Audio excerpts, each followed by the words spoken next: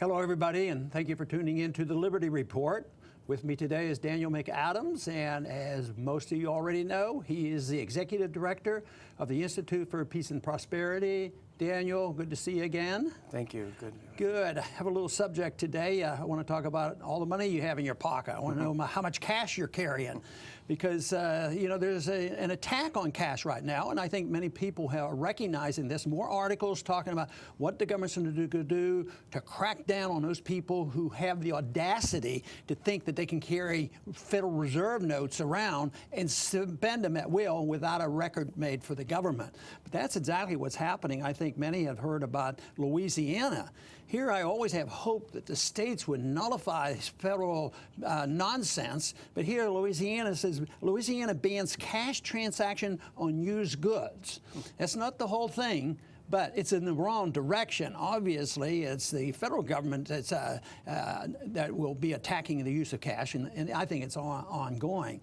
But even some large banks are talking about it there. Citicorp economist says it might be time to abolish cash. But you know what I'm hoping is that people have conditioned themselves to using a lot of cash. I have. Sometimes I sort of get frustrated because every once in a while I use a credit card out of convenience. But this is something, though, that is very serious economically, and it's an issue of liberty. It's an issue of privacy. But before we get into that, I want to show you a graph and show the audience a graph about the growth of the currency in circulation. Because we can take a look at that graph right now, and obviously there's exponential growth in the amount of currency. It's up to $1.3 trillion. But you know, not too long ago, if you look back to about 1970 there, it was practically at the bottom of the line. And something dramatically happened. And guess what happened in 1971? Of course, that was the elimination of the link to gold and silver, yes. You know. So a lot of people wonder, you know, where in thunder this cash is. Yeah. So does it mean we're all rich now? Look at all that cash. Yeah, I mean, you're supposed to have in your household $3,000 or $4,000 if you're the average household. In cash. But you may have a lot more than that for all we know. But no, the truth is that the average American family does not have it, because that's way over and above population growth, the growth of the money supply. So it must have something to do with the dollar as the world's reserve currency? Yeah. I mean, where are these dollars if they're not here? They're circulating around the world, and we get a free ride because when we export dollars, we're exporting the inflation, so they're not bidding up prices here. And so issuing a world reserve currency is an advantage. In the 70s, a lot of confidence was lost, and guess what? Those dollars came floating back, and that pushed prices up, and that's why we had a lot of price inflation. And right now, they're not coming back, but they probably will. They're still putting money in the bank. But one of the incentives for the banks, you know, want controls, because if we put our money in the bank and they hold it and they have it like in a treasury bill or something, they're talking about negative interest rates. There was one article out recently that said that in order to compensate for the problems we had in 2009, negative interest rates should have been 6%, which means if you put $100 in the bank and you take it out in the year, you get $94. It makes no sense. So that might give you an incentive to do what? Spend it as quickly as you can, or just hold cash. Hold on. And but now we're having this desire to regulate cash. But this is ongoing. It's not new. Already over our history, there used to be there might have even been $10,000 bills that you could use in circulation, but they got rid of the tens and the fives, and now you can still have hundreds. But there was one suggestion that the solution to making sure people don't hold on to cash is to not allow you to have anything other than a $5 bill. There are some that want to get rid of everything. And I think they're responding to the argument that we make that poor people would be hurt the most with rules like this. Yeah, because it's maybe harder for them to get bank accounts. Maybe they've had bad credit or something, and they're paid in cash. And some of them are just old-fashioned. I have some house rentals, and some of them pay in cash.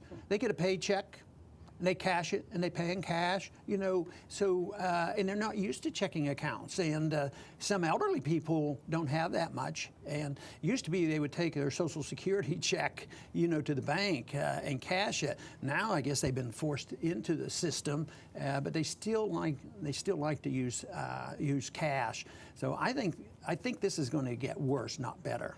One of the things looking at the Louisiana law that was disturbing, well, a couple of things really.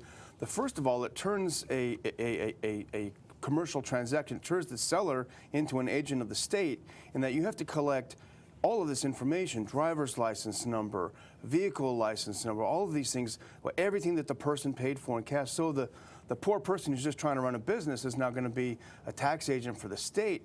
But the other thing is, if it seems, at least it strikes me, is if this, you know, travels around the country, more and more states adopt this, it seems like a perfect place for the NSA to find out about where we're moving, what we're buying, what our habits are. And they won't hesitate. They're not bashful about trying to find out what we're doing. And there's already so much of this. You know, there are currency transaction reports that have been, I think since the 70s, it was called the Bank Secrecy Act. Well, the Bank Secrecy Act said that the federal government's going to have all the secrecy and invade our privacy. But it originally started off, it was at $10,000. If you had a currency transaction of $10,000 or you're leaving the country, you would have to fill out a report. But then they stopped you from doing it. I mean, you were in big trouble, you would be harassed, and they'd sometimes, and they still do, confiscate your money. Oh, you might be a drug dealer, you're not a person who deals in cash. So it's become very cumbersome to, you know, work in this fashion, and you're guilty until proven innocent. You know, it's asset forfeiture. They come in and take this. But, you know, in a free society, you ought to be able to spend your money the way you want, and there should be no need for records. And people say, well, it's convenient. Isn't it neat? I have a credit card. But you know, one thing I have to remember, in a free society, you can have all the conveniences, but none of the annoyances of the government knowing everything. It's sort of like in medicine. It used to be a cash transaction between doctor and patient. Now everything is government paid for, everything is recorded, there's no medical privacy, and it's the same thing in finances too. Remember back when you were in office and we were fighting against E-Verify, where the government had a big database and you had to prove you were allowed to work in the U.S., and you were worried about the false positives. But looking at this, if you don't have the option of cash, what happens if you get on one of these lists falsely, and the government just prevents you from doing any transactions whatsoever? It seems like it'd be a nightmare. Probably sort of like when you get stopped at the airport, and I've heard cases of this, you just don't get on the airplane, you know, because there's too many duplications and governments tend to be inefficient. But the interpretation of the law becomes arbitrary too. You know, there was a time I knew somebody was selling gold, and he knew the law. You don't, if you sell more than $10,000, you have to fill out a currency transaction report. And he would tell, if he had told the customer, no, I can't, if I do this, I have to fill out a report. So if the customer then buys $9,000 worth, and then a month later or something comes back and buys $5,000 of gold, that individual who told him what the law said could go to prison. Wow. Because they say it's you taught him how to structure. So merely telling people, you know, what's going on, you can get into, you know, a lot of trouble. Keep the laws a secret then. Well, that's for sure. But controls have been there a long time. It represents the destruction of money. The Romans, you know, had runaway inflation eventually. Economic laws would bear down. If you violated the wage and price controls, you could lose your life. And yet they had lived hundreds of years, you know, with a gold standard. So it happened back then, and you know, what was the first thing they did in the Civil War? They got rid of the gold. And what did Roosevelt do as soon as he got in? He took the real cash from the people at $20 an ounce, and he immediately says, oh, it's worth $35 an ounce now. I mean, and that's the way they operate. So they will not be bashful about this. But to me, this represents an attack on liberty and a compensation for stupid, bad economic policies. And it's sort of like the doctor who has the patient come in and he knows very well that the person has a cancer. He says, oh, I have a pretty good drug here. It's called heroin or Demerol. I'll give you a narcotic. Oh, boy, that makes me feel good. And, of course, the patient dies with the cancer because he wasn't treated. And this is all this is. It's trying to compensate for the mistakes and trying to attack the use of cash. But the use of cash is economic free speech. And the magnificence of the economy is everybody votes with that by spending their money. But if the government's involved in all these transactions, who's going to go through all these transactions? What is the natural tendency? And I think it could be the development of the black market. Yeah. But, you know, my guess is that the biggest promoters behind this are all those who believe in big government. That's conservatives and liberals. But my guess is Keynesian liberals are more interested in these kind of controls, you know, to make sure that they catch the drug dealers and make sure that big corporations don't circulate. But guess what? I think the biggest harm done is on the poor people here under these circumstances, you know, to go out and secondhand furniture and pay cash, and they won't be able to do this. So I think they suffer the most. What about, there was a group here in our town that my wife worked with, and it was called Bargain Box. And they would collect, you know, for clothing and other things, and they would sell it for cash. And can you imagine if you have to go through all this rigmarole? So it is the poor that suffer the most, and that is characteristic of an economy that overinflates its currency and overspends, and there's debt, and we know who gets bailed out when the crisis hits. So once again, this is a feeble attempt to attack some of the symptoms that they have caused by, you know, bad government.